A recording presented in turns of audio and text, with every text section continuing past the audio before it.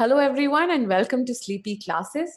आज हमारे साथ है miss Ravinder Preet Kaur who scored a great rank in UPSC 2018. She was ranked 389 और आज वो IRTS में है एंड साथ ही में ऑप्शनल की धुरंधर रह चुकी हैं पॉलिटिकल साइंस में. If I may use the word harmonious, इनके जैसे हारमोनियस आंसर्स मैंने आज तक नहीं देखे, right? So we are here going to take some tips in optional preparation from her. Hi Ravinder, welcome.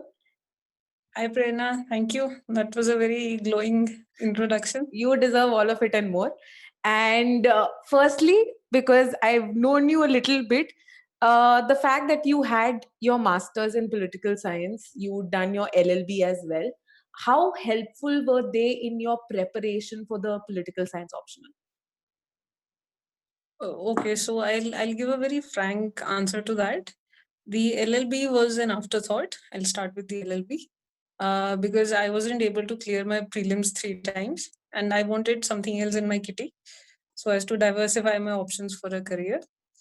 But yes, when I did complete the LLB, it not only enhanced whatever degree I was holding and another the addition of another perspective in your answer writing, but also it helps you develop a certain understanding.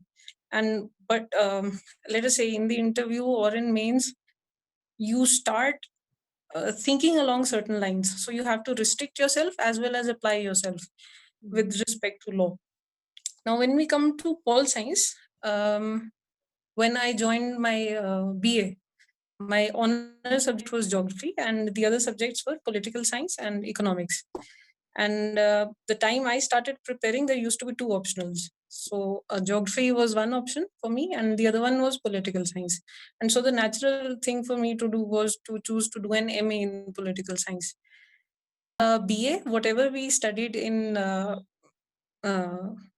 our bachelor's, with all due respect to the course and everything, no, it did not help, not so much, because the course material that is provided and the methodology, the pedagogy is not very up to the mark or up to date. However, in MA, because I was doing it from IGNOU, so the courses are designed by some of the best minds in the country. However, since my base in political science was not that strong during BA, so I did face a little difficulty understanding a lot of concepts. But when I started preparing for UPSC, that was the time when the MA actually came in to be quite helpful. So yes, it did help, but I would suggest that those of you who are starting out very soon during your graduation days, that you start reading the basic books. I think Prerna ma'am would be able to tell you which ones to read. I believe Andrew Hacker, Andrew Haywood. This is the time to read them. Later on, you will not remember. You will not have the time. So yes, it did help. But for those who do not have this optional, but want to take it up, then that is also no big deal. Because you can understand it given the right guidance and the right approach. So even if you don't have it in your graduation or post-grad, you can still go ahead and understand the subject quite nicely. Right. So were there any particular reasons for, say, you choosing political science over geography, considering you had an honors in geography? So was there something in particular that attracted you to pol science vis-a-vis, say, the syllabus of UPSC, help in other subjects and so on and so forth? Okay, so I took 5 attempts, and 3 times I could not clear the pre. And the first time I wrote the mains, geography was my optional. I did fairly average. I got 240 marks in it. But at the time, I realized that probably geography wasn't my forte, and political science was one subject in which people had been scoring very high marks consistently. And when I myself started preparing for it very thoroughly, I realized I enjoyed it a lot and that it could help me improve my overall score in UPSC. So yes, that was what prompted me to choose this subject, because the scoring capacity is quite high and consistently over the years. Right. So was there a specific strategy that you followed in terms of, now there's a very lengthy period which goes on because UPSC is a very time consuming process. So prior to mains, what were your main points of consideration as far as optional was concerned? And then post prelims, before prelims, what was your strategy? And then post, before, when you started preparing for mains, Was there a switch in the gear, and was there a special strategy that you adopted to just completely focus before the mains to get great scores in optional? So because pre was not exactly my forte, so at least 4 months I would spend preparing simply for the pre. But prior to that, I would focus on my mains, and more specifically the optional. I tried to finish off my syllabus, give it a few good readings much before my prelims, before I would dive into the prelims preparation. And once the prelims was over, that was when I focused only on answer writing, revision and answer writing. So that was a change in strategy. So I'm no longer reading anything, at least definitely not new material. Whatever has been read, whatever has been covered is done. So now is the time after prelims to focus on your answer writing and giving full length tests. So you take up a test, you time yourself, and just go for it. Don't read any new material because it's not going to help from that point onwards. Right. And as I've already said, you were someone who, I think, as far as the structure of answers were concerned, you had a great flow in your answers. Your answers were always very well thought out, very well structured. So even at times when you weren't very familiar with a certain question ka content, you were still able to attempt it in a way that it seemed very well thought out. So how did you go about preparing for answer writing? Because at the end of the day, no matter how much you read, if it doesn't show in your answers, it won't come to fruit. Okay, so basically, like I said, after prelims, everything to do with the preparation has to do with answer writing. So I did join an online test series for my optional and for GS, and then of course Prerna ma'am was checking all my answers and giving me a buttload of criticism, and which helped me a lot. That improved my answers vastly. So basically, you have to learn to connect the dots in your questions. It might be something, uh, uh, suppose you are faced with a certain question and some very out of the world wacky terminology, but you can link it with something that you read somewhere, so you can begin to make sense of it. There has to be a certain flow to your answers. I'll start with a GS example. Can I do that? Yeah. So you must have noticed that the questions are very lengthy. They run into at least 4 to 5 sentences. And usually, upon first glance, what we think is that the question is contained in the last sentence. But that is not the case. You have to focus on each and every word that is given in all the sentences. And that is how you divide your question accordingly. So, suppose there is a question on, because I can, off the top of my head, this is the one I remember. There was something on pulses in Indian agriculture or something like that. So you give a basic scenario what Indian agri sector is going through, given soil degradation हो रही है, water depletion हो रहा है, ये वो हो रहा है. तो एक ऐसा scenario paint करो, then how that will be affected positively by cultivating more pulses or whatever. And then you, if you remember things from current affairs, what steps are being taken, what forums these things are being deliberated in, you put in that also. So you answer each and everything that is asked in that question, and not just the last part of the question.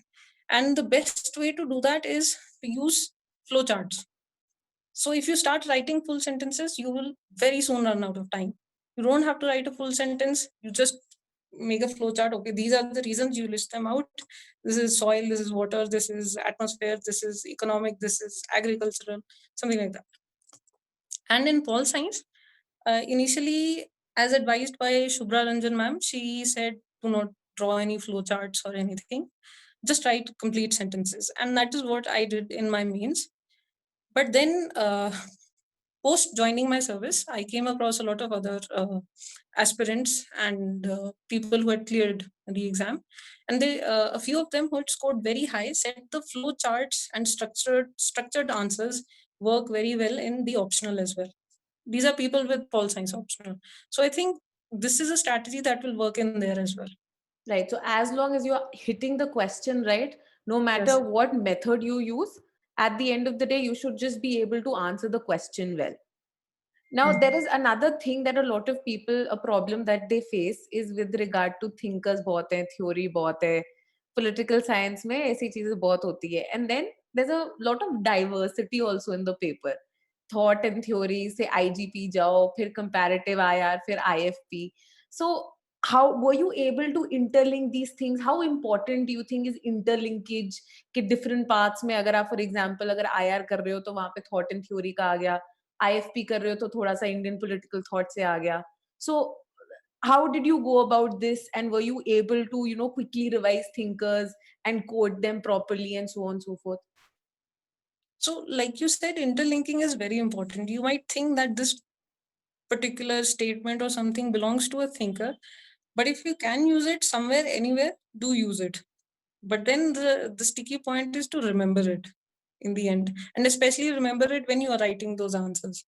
The key to that is to read it over and over again, and preferably much before the pre, so that the things just consolidate inside your head. And when you write your answer, when you're practicing your answer writing, that is when you have to remember to make those interlinkages. And if you're still not able to make them, then you need to go through the syllabus once more. When you're reading your notes, I would suggest you underline. The first time you underline, go through those underlined parts again. Then the next time you will realize there are further redundant things you don't need to remember. So names and key concepts, underline them, highlight them, read them again and again, make sticky notes. That is how you will be able to make interlinkages. Right. And yeah, And very helpful to do right. that. And did this also help you in your essay maybe? Yes, of course.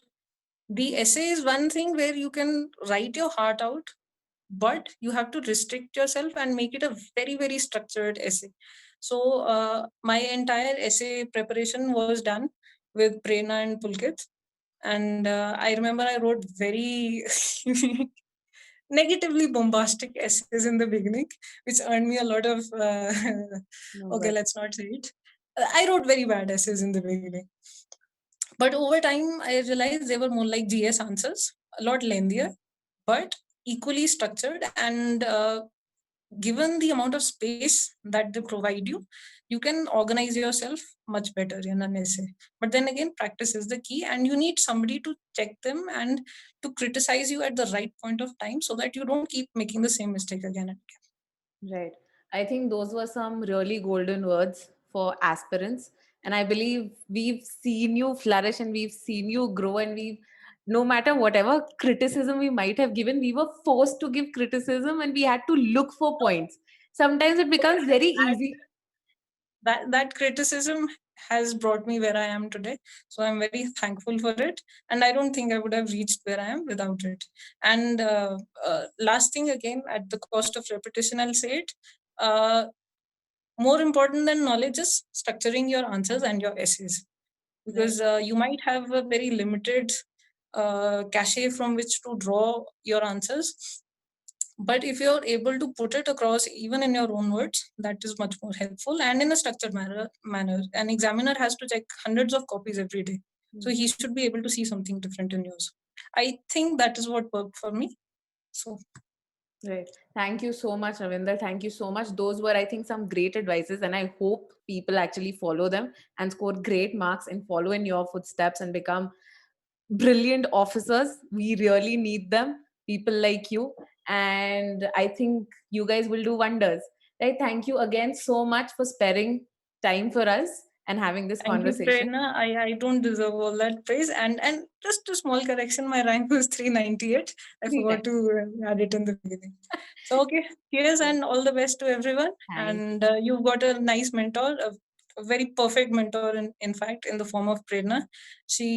I'm not endorsing her or anything, but since she has helped me through my journey of UPSC, her support and her, of course, correcting my answers so patiently has been a great help. So thank you, Prerna, and you so much. take care. Thank you. Thank you.